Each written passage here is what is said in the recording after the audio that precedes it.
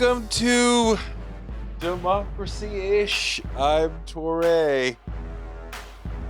I'm Danielle Moody. Why are you so exacerbated? You know, it's a weird day. When somebody told me that Bill Cosby had been exonerated and was going home, I was like, you're joking, right? Nope. Like, after 3 years, they finally realized, hey, we made a procedural mistake. We promised that we wouldn't use your words against you. And so actually you can go home right away. Um I'm sure I actually touched base with Ellie before we came on. There are many and many other people in the jail, in the prison who Who they could have released? yes, who could have been released on the same stuff.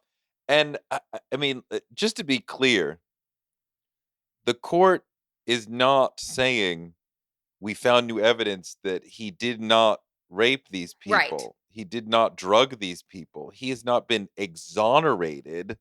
Correct. There was a due process mistake, but I use mistake in quotations because, again, I touched base with Ellie Mistal, who's been on the show, who's actually an attorney. And he was saying, well, the court made a decision that there was an unwritten agreement between the DA and Cosby that he would provide evidence against himself and it would not be used against him. But the DA but Ellie's telling me the DA said he retained the right to change his mind, which is some total I don't understand at all. I just, do you remember the New York magazine? Yes, New York magazine. The cover from a couple of years ago of all of the women, 50 plus women that had accused Bill Cosby of either drugging them, sexual assault, sexual harassment, all with the eerily similar stories.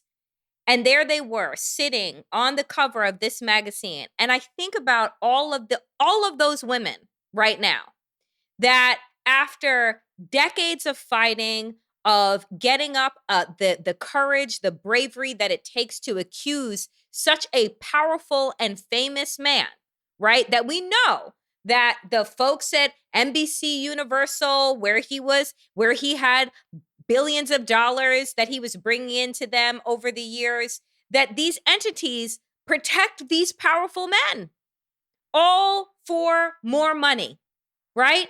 And these women finally got their day, finally got a conviction, only for the Pennsylvania Supreme Court to go, ooh, oops. Oops. Oops. Oops. I had one of those.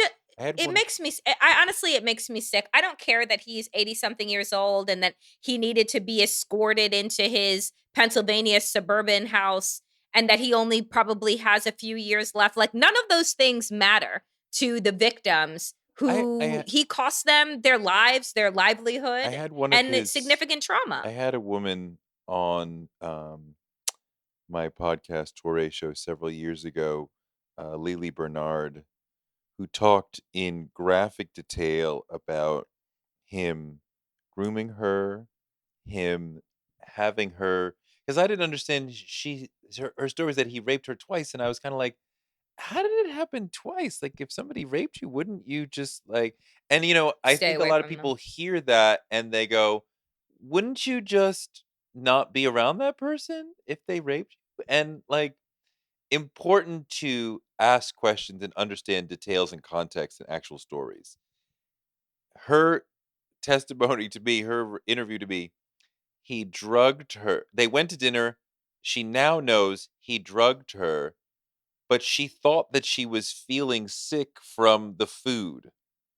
Was embarrassed by that, fell asleep, woke up in his home, was embarrassed that she had fallen asleep. She had known him as a sort of mentor, an acting mentor on the Cosby Show for years, and was embarrassed that she had fallen asleep, and went home and was like, "Wow, I feel really bad physically." Mhm. Mhm. A year later, they went out again. He drugged her again. And now, when she started to have the same feelings again, she was like, "Oh, it's not me, it's you." So the first time, she was blaming herself for what was happening. The second time, she put it together. I feel terrible for the victims, and this is a person who had scores and scores of women who said, Mhm. "He did this to me," and and I know many men in the entertainment industry who were like, "Yeah, I've been hearing stories about him from the '70s, '80s. This is how he got down for a long time." As a legal matter, it is important that the government be able to convict you on the charge they have. It cannot be Mhm. enough that the government can say, "He's a bad guy. He's a Right. known bank robber, so throw him in jail," even though we don't really have evidence that he robbed this bank. This is Bill Cosby-esque. I'm not lawyerly enough to comment specifically on that case, but I think a lot of black people, especially black men, have been put in prison because the government was able to say, "He's a bad guy." Do we have the actual Mhm. evidence against him? Not really, but he's a bad guy. I if you are if you ha so I don't want folks to say a due process mistake is some bullshit, because it's not. It's important. I also think But that what Bill I Cosby I having accountability for what he did is incredibly important also. but isn't it funny, and not funny, haha, how rich men seem to get off on technicalities, but the people that you're talking about, black and brown, let's just focus on men for a minute, black and brown men that are wrongfully convicted, right? You seem to have very little evidence to throw the book at them for 20, 30, 40 years, but you need all the evidence in the world to come up against rich men and or white men, right? Like a Derek Chauvin. Like you needed multiple video, multiple witnesses, all of these things. And so it always seems convenient for me that the system, in terms of its technicalities, seem to only work when you are a person that has great fame, right? And one of the things that just came out as this story was breaking is one of Cosby's attorneys, and I don't remember which one, said, "This is a great day for Black America." And I was like, "Motherfucker, what?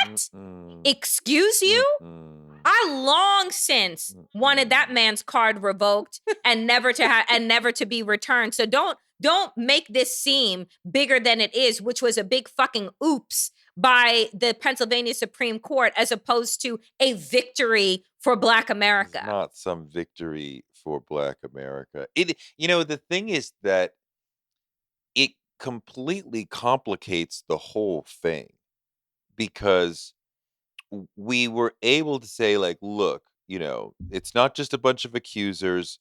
Cosby's been put away. We have to look at him in a new way." Now, like, I can say I believe these women, but if he wants to go on tour, if someone wants to express their love and admiration for him as a comedian, what have you, what can you say? You can't, like, what do you I mean, What we what I still accept Michael Jackson.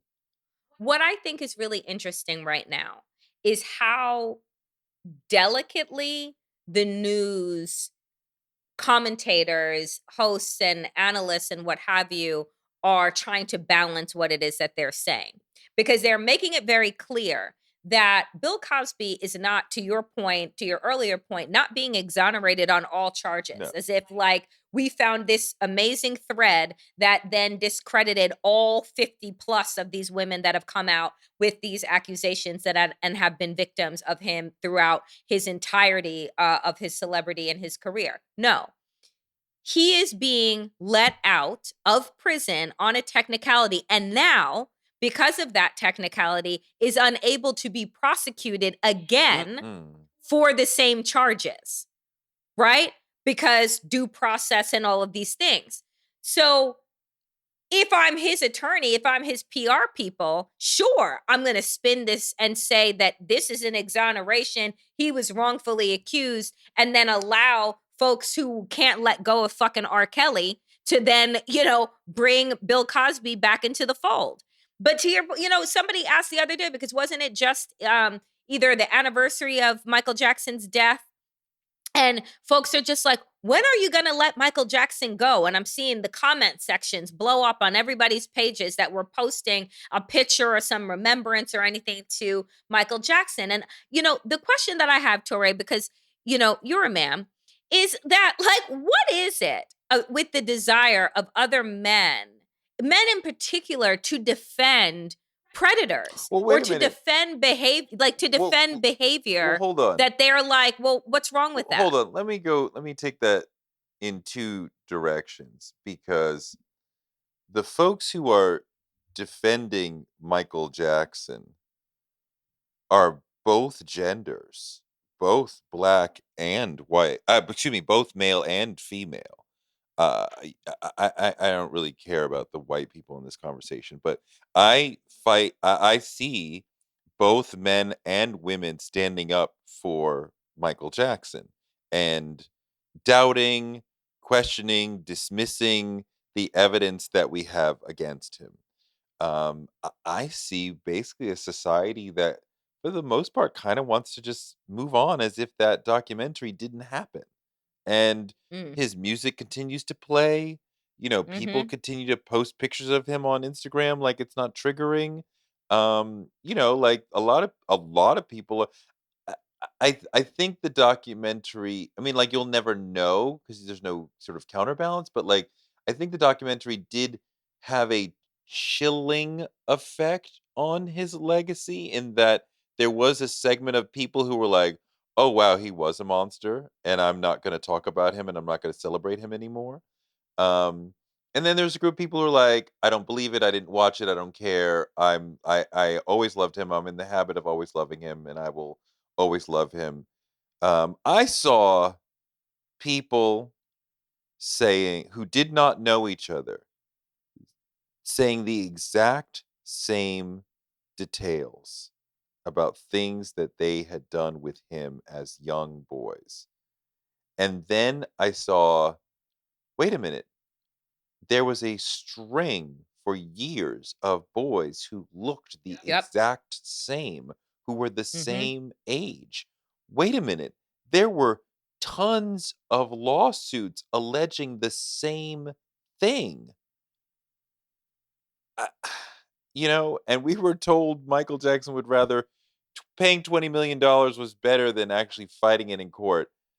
If you didn't molest a Molest a child, bunch of boys. Let me tell you something. I would not be paying anybody's $2, right? Because that would stain my name, my no, character I would that for that is the generations. worst thing that you could do in a society.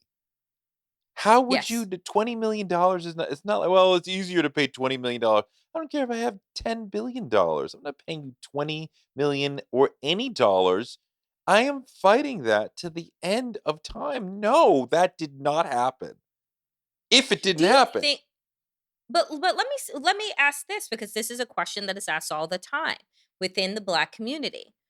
It's almost as if we act as if there aren't an overwhelming number of black celebrities, role models, and all of these things that we can't let some of the accused predators that are within our community go because they have some type of talent. Whether it is Michael Jackson or R. Kelly or Bill Cosby, there is always this like, you know, we won't let these people go. We'll still want to step in the name of love. We'll still want to watch their shows. We'll still want to post about them on their birthdays or the days of the anniversaries of their passing. And like, what is it? Because it's not as if there was only one, I think right? Roxane Gay tapped into this in Bad Feminist, where she talks about that, you know, I think it was Step in the Name of Love or the was the remix. the one of his remixes, I still can't shake. It just gets to you. I mean, like these entertainers we're talking about, that's what Roxanne Gay is talking about. That in music, especially, but also perhaps in comedy, you are tapping into something deeper. You dance uncontrollably. If a great song comes on, you just start dancing. It's subconscious. Mhm. If a comedian tells us a good joke, you laugh. It just happens. You don't like think to laugh, right? You think to applaud, right? But like laughter just happens. It takes over your body. And people who are able to entertain at that level where they can hit your subconscious, they have a different hold on you. And like she was saying, like I feel like, like R. Kelly is very difficult and disgusting. And yet, um, what is that? That one remix that I love. You just can't not.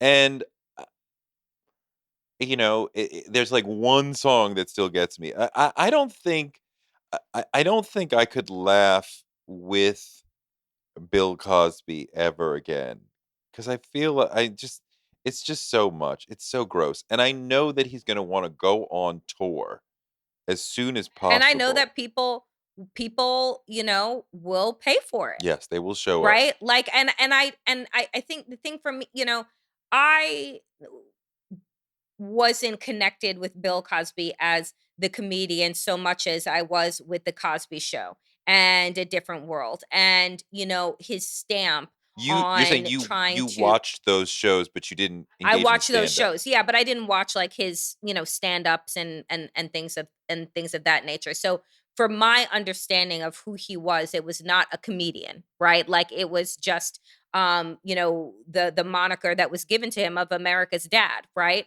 And so for me, when the news came out so many years ago when this all started, it was so disturbing because there is nothing replacing the Cosby Show. There has been nothing, Nothing. right? Since from the Cosby Show and A Different World. What shows can you point to that were as iconic, that were as impactful? None. Nothing became that iconic. We've seen lots of black families on television, but nothing Sure. close to that iconic. But it would be impossible given the modern television landscape that is so bifurcated, where you turn on the television, you have 1,000 options. At that time, we really only had 3 or 4 options or 5 options at a give at 8 o'clock on Thursday night. So, I mean, like they had a chance to become iconic, and they surely did. Now that we're back and out of the house again like normal people, it's time to take photos of ourselves and our special moments to commemorate this special time in history when we got to leave the house again. And you know who can help you make those photos and those moments even more special? myphoto.com. It's so awesome and easy to use to create an awesome special product for your wall, your shelf, or your friends. They make great gifts. MyPhoto prints your image directly onto acrylic, glass, metal. Go to myphoto.com and check it out. That's myphoto.com. Order today and you'll get 20% off your order, which will arrive in just 5 days. Make your pictures more special than you imagine. Prices start at just $12. Use the code DCP, that's DCP, and get 20% off today at myphoto.com. Let me say one thing. My parents were huge Bill Cosby comedy fans in the Mhm. 70s. And so I listened to a lot of that work. He is an extraordinary storyteller. At least he was in his heyday. Um, and it would be funny and it would be engaging. I mean, like you're just talking like one of the great bards of all time who could just sit on stage and just tell you a story about him and his brother and how their father had fed them chocolate cake for breakfast. And it lasted 20 minutes and it was hysterical and it was engaging and it was real and it was authentic. and he didn't need to curse. Right. And Richard Pryor was a genius, but it would be, like, super imaginative. Bill Cosby would just take we were walking down the street, and it became this amazing, real story. I mean, like, I grew up watching Fat Albert. It was just like Mhm. it was r he would dealt with, like, reality, family. I mean, just as a storyteller and, it was never like here's a like, it wasn't like a Jerry Seinfeld, like, has a punchline that you could tell. It was more like Chappelle, and it was these long stories that, like, you couldn't repeat the stories because the story lasted 20 minutes. It was amazing. It was amazing. He was, at that point, rightly considered one of the most amazing stand-up comedians of all time. And I get that. And I get, like, the genius behind it. But it's like when you learn something different, Right. like, you are supposed to be able to shift and adapt to the new knowledge that you've been provided. Yeah. And while, like, I didn't want to let go of this iconic these iconic shows that had such an impact, right? Like, I went on the Black college tour that was being offered when I was getting ready to go to college because I wanted to be Denise in a different world, Right. right? Because, like, I got to see what college looked like, and it looked cool as hell, and I particularly wanted to go to a Black college because of it, right? Didn't end up doing that, but, like, wanted to, and had that strong desire to, like, want to go to Why college. didn't you go to an HBCU, Danielle? Well, because frankly, Torre, I wanted to go to Howard, and my parents at the time did not like the neighborhood that Howard was in Washington, D.C., did not like the fact that there were still people getting shot up outside at the McDonald's and the places that were around. And I grew up in the suburbs, and they felt like it was unsafe. And the other ones were in the South, and I wanted to major in politics, and Howard was the only one that made sense. So that's what happened. Uh, And that is a big regret of mine, uh, especially now. I hear you. But Uh, nonetheless. I mean, I agree with you on your larger notion that when we learn new information about these people and that they have done extraordinarily evil things Mhm. many, many times, I can't look at Bill Cosby the way that I used to. I can't just forget. I can't just forget um, Dream Hampton's documentary when I watch R. Kelly. Mm, I can't mm. forget the Michael Jackson documentary when you post his picture or anything, And the thing with Michael Jackson too that destroys me, the documentary did an excellent job about showing how the entirety of his life was constructed as a trap. This wasn't a side hobby. This was like the thrust of his life that he's constantly acting like a child and having Neverland Ranch be, like This giant trap. amusement park for children. It's all a trap. It's all luring children in and figuring out which ones I can uh do this with. And And I still think about, like, the who was it? The Macaulay Culkins, mm, right? mm, The Coreys, Corey Feldman, mhm. Corey Haim, they were all, very much at the height of their child careers. They were all, like, photographed and hanging out with Michael Jackson. And, when you learn about those particular stars later on, that a lot of their parents were completely absent, right? Were money grubbers, right? At the end of the day, I think to myself, like, how many stories would you need to hear about this man that is clearly a predator and is clearly a full-grown man child? What grown man is living at an amusement park? What grown man wants to be hanging out with 10 and 12 and 13-year-old boys? It didn't And what parent says, like, "Yeah, that's you great. know You go ahead and sleep over Michael's house."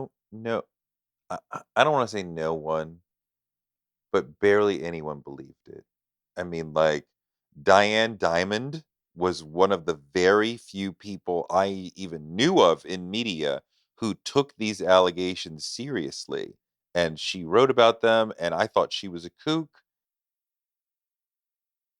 I feel bad because, um, I was the lead writer about black music for Rolling Stone during that time when Michael Jackson was, being repeatedly accused. I didn't do criminal stuff, I didn't do legal trial stuff, but I was the black music guy, and I Yes. never took those allegations seriously enough to say, I wanna investigate, I wanna do some digging, I want you to send me out there and let me talk to some people and see what I find."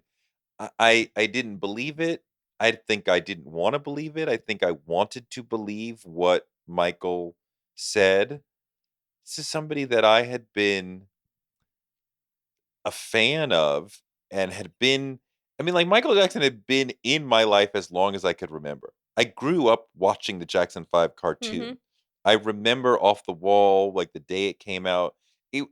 Jackson 5 afro thing as a little boy, like, if somebody said, like, "Oh, your afro looks like the Jackson 5," was like that was, like, the highest compliment. And, like, I just don't remember a time when he wasn't, on the highest stage. And, it Was it honestly that you didn't believe it, or you didn't want to believe it because he was so iconic and such a part of your life and your upbringing and your childhood and, like, probably your career in music?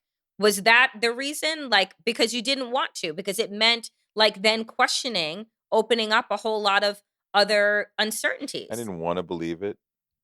I didn't wanna believe it. I didn't believe it. There was no community of people who were believing it.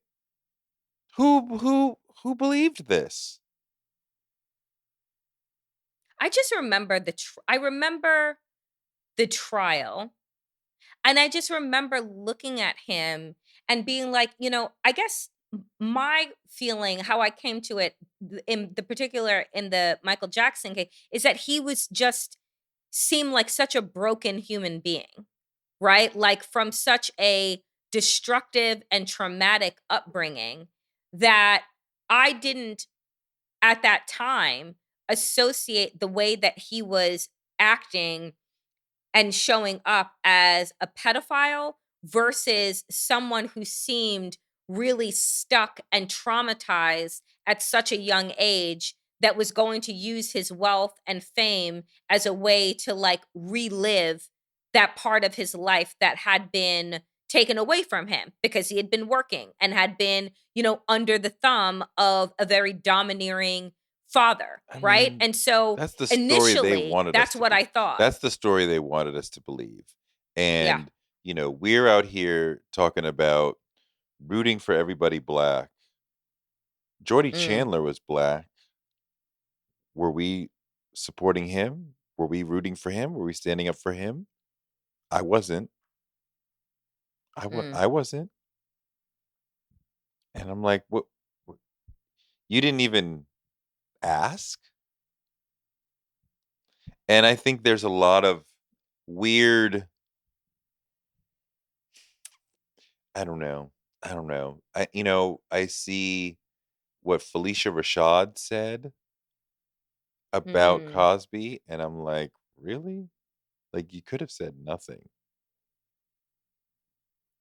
And, I mean, I know there were already a lot of people who were like, "Why is Bill Cosby in jail? He shouldn't be in jail." And then pulling out all of these other men who have done horrible things or other celebrities and they're not in jail. So like why should he be in jail? And I'm like, do we have to have this situation where two wrongs make a right? Like they don't. And, I just think about all the times, again, that wrongfully convicted people should have been exonerated, should have been let out of jail, and were not. And I'm just like, what makes this the technicality that we open up the prison doors for, and these other cases not worthy of that. And it comes back to fame and to money, Yeah, I mean, right? like, at a Like, time when we are moving toward legalizing marijuana nationwide, and there are hundreds of thousands of people in prison for nonviolent marijuana offenses, why they are in prison and Bill Cosby is not is offensive. I mean, it's just disgusting. We think about the fact that, what was it? Over the weekend, Derek Chauvin, 22 and a half years, right? And we want to be told and tell ourselves, like, oh, this is accountability, all of these things. And I'm like, how is that accountability when there are black and brown people serving 30 years for a fucking dime bag? Right? While white people now are setting up their dispensaries and their fucking weed lounges and doing all this stuff, you got folks still sitting in prison, right? Like, and I'm saying, like, when are we going to open up all of the doors and allow people who have been wrongfully accused to get out? But this is the black person you want to let out of prison? This one? I'm like, come on. Come on. Ugh. Can't wait for him to go on tour and act like He's 83 years old. What tour is he going on? well, he was on Like, is tour. it sponsored by AARP? Like, where is he Wow, look going? at you. Look Yeah, I at said you. it. I don't care. He went on tour um shortly before he was on trial and convicted. Um this is what he does, and he needs to be out in the light and the public now more than ever. He will go out on tour probably starting later this year and do his comedy and be like, I'm free, I'm exonerated, I'm the man, you love me and I love you. Hello, friend. And like, Yeah, let me tell you something. That's the friend I don't want to be united with. I would shut the door in his face. He would not be getting a red cent from me whatsoever. No, thank you. No, thank you and goodbye. And I don't want to, just like who was being paraded out the other day wanted to test the waters, Matt Lauer, to see if like he could peek his head out from his home. And I was like, sir, no one wants to see you. No one misses you. Go the fuck back to your lair, right? Like, we're good. thank you for listening to Democracy Ish. I feel just so I feel down because just the weight of all this is so much, and the notion that we really do have two justice systems. And, when it was Derek Chauvin, folks were like, look, black man got this, white man got this, but you sort of underlined too this week, it's not just black white, it's also a class structure Yep. that has access to more lawyers and more lawyering. You get the amount of lawyering that you can pay for. And he had his Mm-hmm. lawyers who were able to keep fighting the case over the years, the 3 years that he's been in prison, whereas a poorer person would have had to stop paying those bills and they would have moved on to another case. Thank you for listening to Democracy Ish. I'm Torre. And I'm Danielle Moody. And we'll be back next week if there's a country. If with some another undeserving motherfucker that I'm sure is going to be leaving prison. Yeah. Thanks, America.